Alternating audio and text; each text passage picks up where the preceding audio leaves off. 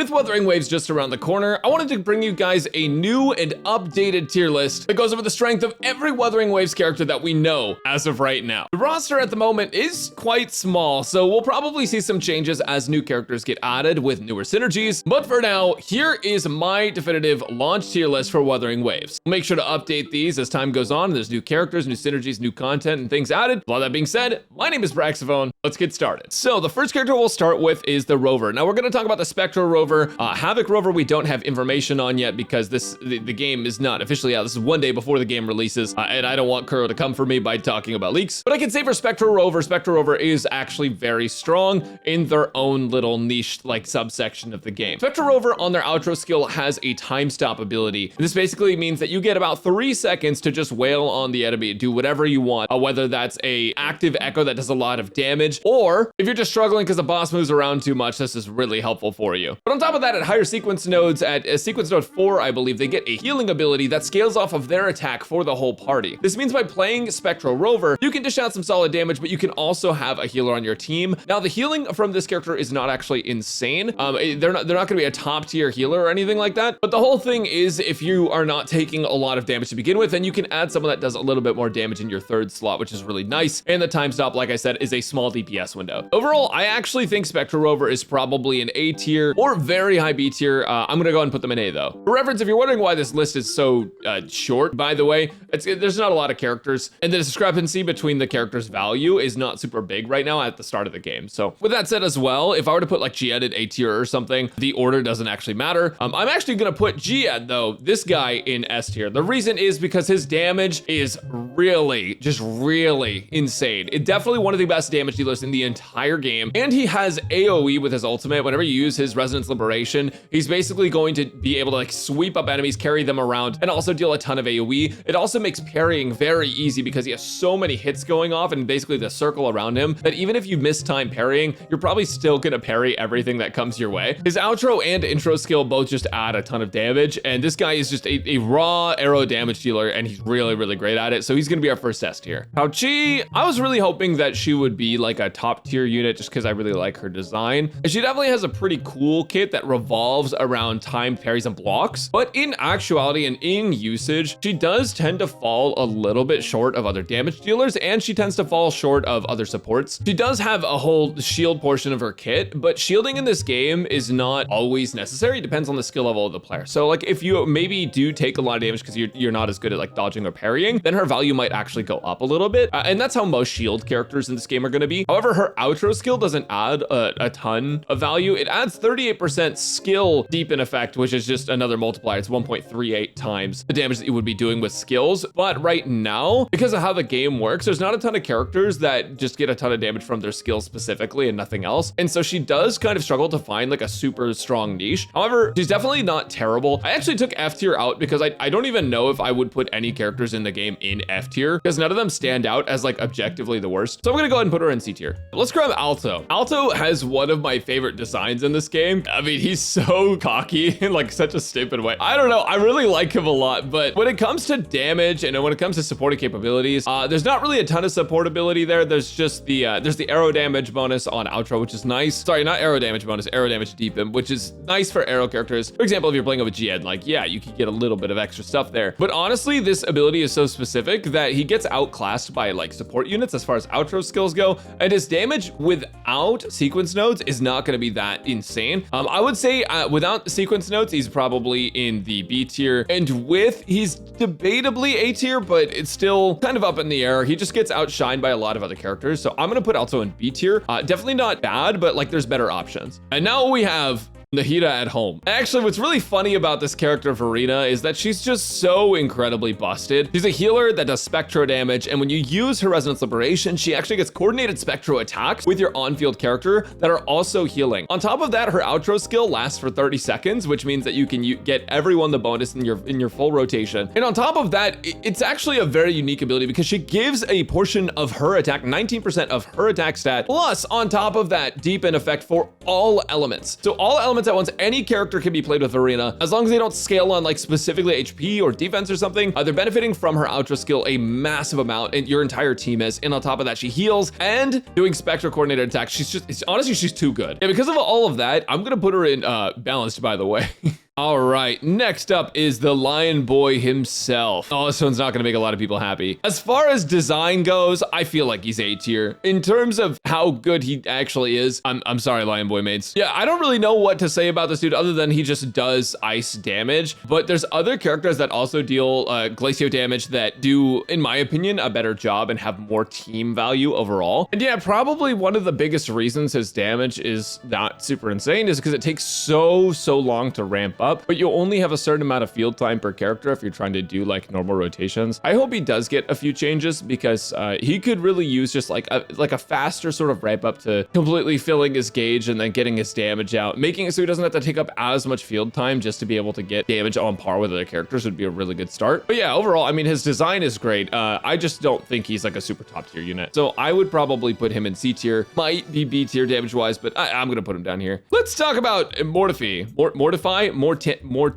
Yeah, so this guy is Xiangling or Xingqiu. Actually, he's technically like more like Xingqiu, but he's fusion damage, which is like the fire damage equivalent. So I actually think this guy is one of the best characters in the entire game. Very easy to use. His skill has a lot of bursty damage on it. Like you just use a skill and it's like a quick hit of really high damage. And when you use his Resonance Liberation, he gets coordinated fusion damage attacks. This adds up to be a lot of damage over time. And on top of that, his coordinated damage attacks, they do 1 hit per basic and 2 hits for heavy.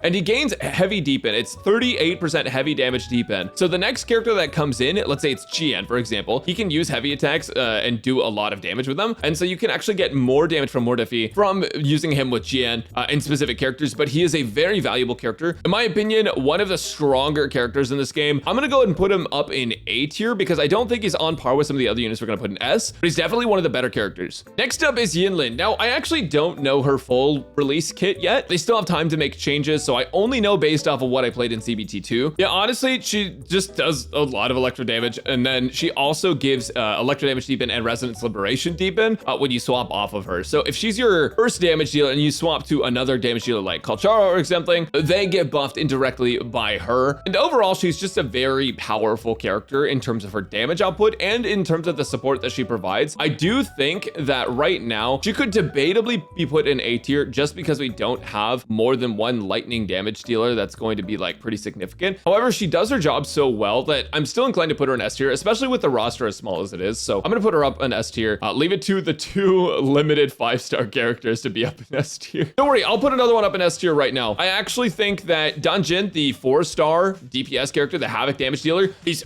absolutely insane. Stupidly broken. I'm gonna keep it real with you guys. She can solo almost every boss in the entire game. I mean, most characters can, right? But she makes it very easy. The fact that she has full uptime basically all the time. She can always be played on field. There's never a time where it feels like, okay, it's time to switch off Danji. She just wants all of the field time in the game. She does a ridiculous amount of damage. I don't know what they were thinking when they were cooking with her multipliers because she is so strong. The only downside is that she is a bit risky to play because she loses HP, but she can also gain her HP back. So if you're a really high skill player, if you're not taking a lot of hits and you're doing a lot of like parrying and stuff, Danji ends up being one of the strongest characters in the entire game in terms of both general damage output and just clearing like all of the content. Now, the downside to Danji, like I said, is if you're not a super high skill player, she ends up becoming like A or B tier just because she is really like risky to play. And if you're playing a character that gets low HP all the time and you take a lot of damage, then that's a problem, right? But for high skill players, Danji, one of the best characters in the entire game. And she's a 4-star character too. So keep that in mind, guys. If you get Danji as a 4-star and you invest into her, she is absolutely insane. Genshin is probably one of the most controversial characters in the entirety of Wuthering Waves. And she has 2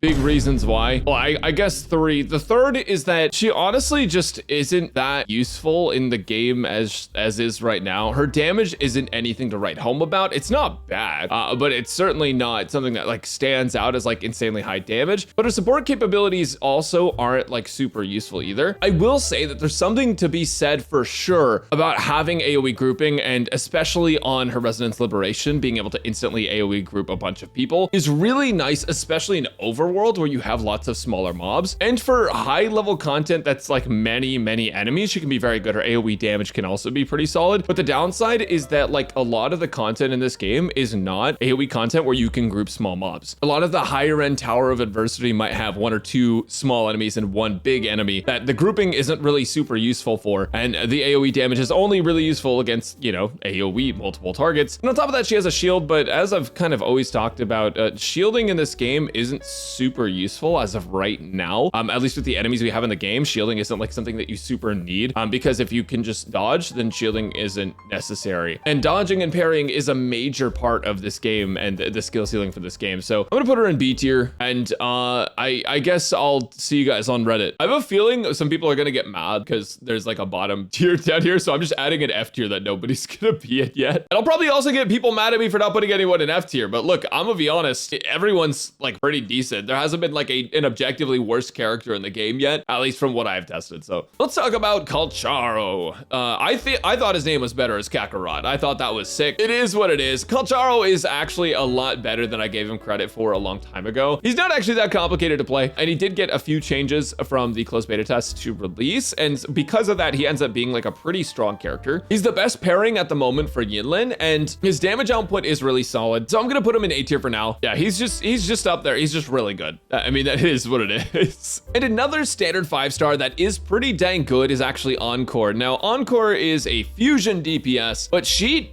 slaps. When I played her in CBT2, she was absolutely incredible. And even on release, with all of the changes that were made to other characters and combat and stuff, she still is one of the better characters in the game. She is a very powerful fusion DPS, and she combos well with Mortefi. And of course, she can be used with like many of the other supports of the game. Verina can be used with anyone, so I don't really count her, but with Mortefi, she is very good. And in general, Encore is just a very strong character, just high damage. She's also one of the characters like Yinlin and like Calcharo where you could swap off during their heavy channeling, and that means that the bomb that she sets off, you don't actually lose any uptime on that because you can just activate it and then just blow up and do tons of damage. Good character. Let's talk about Yangyang. Now, she was actually one of my favorite character designs. I mean, she is like literally the poster girl of Wuthering Waves, so it makes sense, but I think she's very pretty, and she's an arrow damage dealer. She's very fun. Whenever you get her Forte Circuit activated, she does like a really cool like series of attacks that's like in the air, knocks enemies up if they're small, and her ultimate also sort of has grouping, which is really nice. The downside is that even though she does have an ultimate that groups and she doesn't have to sit there and channel it like other characters, it is only super helpful during like small trash mob fights, and the pull on it is not super insane. The AoE on it isn't super crazy, and overall her damage is decent, but she is meant to be more of a supporting character. Now, she does have one super unique ability though, and it's her outro. Her outro gives you 20 energy over 5 seconds, and for certain characters that could make or break their rotation, which is really solid. But right now we haven't found any characters that super need that. Getting energy hasn't really been a problem for many characters in this game, and because rotations are so long, it's not usually an issue. I'm gonna put her in B tier. She's like a pretty good character, but she definitely isn't going to be like a top dog like S tier or A tier. This may change in the future though. I definitely think energy is an interesting system to play around with. I'm just hesitant to put her up here with the rest of these guys because these guys all offer something that's like absolutely insane, whereas right now the energy just doesn't really feel super necessary. So middle of the pack for sure. Let's talk about Chixia.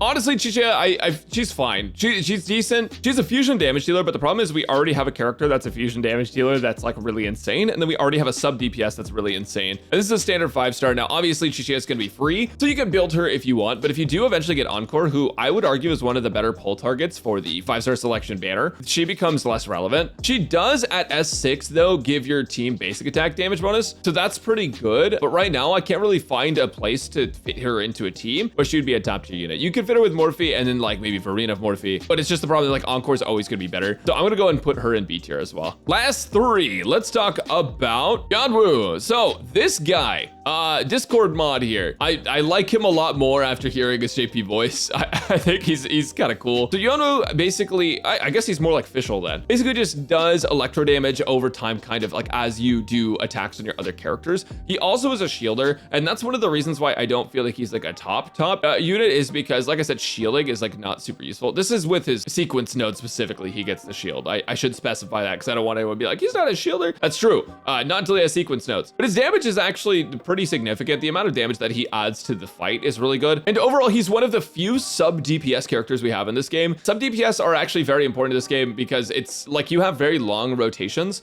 So if you're going to stick with long rotations, that means that you are going to need characters to do damage sort of while they're not on the field, if you want to actually make use of everyone on your team. So I would put him up in A tier for now. Next up, let's talk about Sanhua. So she is a glacio damage dealer and she's going to be free with the daily login, which is super nice. And the nice thing about her being free is that she's actually a top tier damage unit. Definitely not S tier, probably A tier. I would say the only reason she's not up there with Danjin is because Danjin provides something which is basically self-sustain and the ability to take on content literally by herself with no issues. Whereas Sanhua still, you know, wants to play with support stuff, but she is a very powerful unit. The only time that Sanhua falls off is if the enemy is moving around a bunch, because that means you can't get your detonates off or you have to save them, which ends up losing you a lot of damage overall. But her damage with detonates is very significant, and she has basic attack damage deepen, which a lot of characters can actually use. So she would be like maybe the first character in your lineup. And then on top of that, if you do get her sequence node 6, she can give your entire team an attack bonus, which attack bonuses aren't super common in this game. So I'm gonna go ahead and put her in A tier as well. And lastly, we have Baizhi. The whole thing with Baizhi is that she is basically budget Verina. And by budget Verina, I mean free Verina. She's very strong. Not only are her heals pretty crazy, but she has a passive attack bonus she can give to your team pretty easily. It's called Euphonia. She gets it at a higher level. And once it's unlocked, she's able to give your whole team an attack bonus, which is, like I said, it's a rare bonus in this game. And on top of that, her outro skill has all type deepen, which is similar to Verina, because Verina also has that. It makes Verina one of the best supports in the entire game. And Baizhi has passive healing on your active character, so she doesn't actually have to be out on the field for you to be getting heals. And for most players, I would say like the average player, casual player, she's gonna end up being an S tier character just because she's able to provide so much. It's healing, it's attack, it's deepen, and also she's like S tier aesthetics. And so that's why we're putting her S tier, because of all those things, and definitely not because I'm biased. Anyways, this is my Wuthering Waves launch tier list of who I think is like actually very good and who's actually worth investing in. I do have a video coming out called the best 4-star, so that way you guys get more details on what every 4-star does and which ones are the best. And I'm gonna have a video coming out on the 5-star selection banner, so you guys can understand fully which characters are gonna be the best for you to pull for. I hope this helps you decide who you kind of want to build. But honestly, the most important thing is that you just have fun with Wuthering Waves. So if you don't want to listen to this at all, that's totally okay. I'm not gonna come to your house and kick down your door or anything. You can play whoever you want. So like and subscribe for more Wuthering Waves. Check out my Twitch if you want to see me live when we're playing it, and I'll catch you guys next time.